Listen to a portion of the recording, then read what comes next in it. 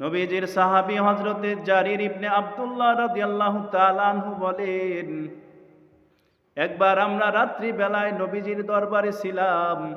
হঠাৎ করে নবীজি পূর্ণিমার চাঁদের দিকে লক্ষ্য করে বললেন, ও সাহাবীরা, তোমরা আজকে দুনিয়ায় যেমনি ভাবে ওই পূর্ণিমার চাঁদ দেখতে পাইতেছো, জান্নাতে যাওয়ার পর তোমরা ঠিক তদ্রূপ তোমাদের রবকে দেখতে পাইবে। ও সাহাবীরা, এই পূর্ণিমার চাঁদ দেখতে যেমনি ভাবে তোমাদের কোনো ভিড়ের সম্মুখীন হতে হয় না, ঠিক তদ্রূপ তোমরা তোমাদের রবকে দেখার জন্য কোনো ভিড়ের প্রয়োজন হবে না, ভিড়ের সম্মুখীন হতে হবে না। এরপরে নবীজি বললেন, তোমরা যদি সক্ষম হও সূর্যোদয়ের পূর্বের নামাজ অর্থাৎ ফজরের নামাজ এবং সূর্যাস্তের পূর্বের নামাজ অর্থাৎ আসরের নামাজ পড়তে, তাহলে তোমরা তাই করো। এরে নবীর উম্মতের দল,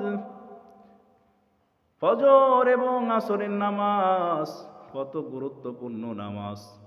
এই নামাজ যারা নিয়মিতভাবে গুরুত্ব সহকারে আদায় করতে পারবে, জান্নাতের ভিতরে তারা আমাদের রবের দিদার পেয়ে যাবে।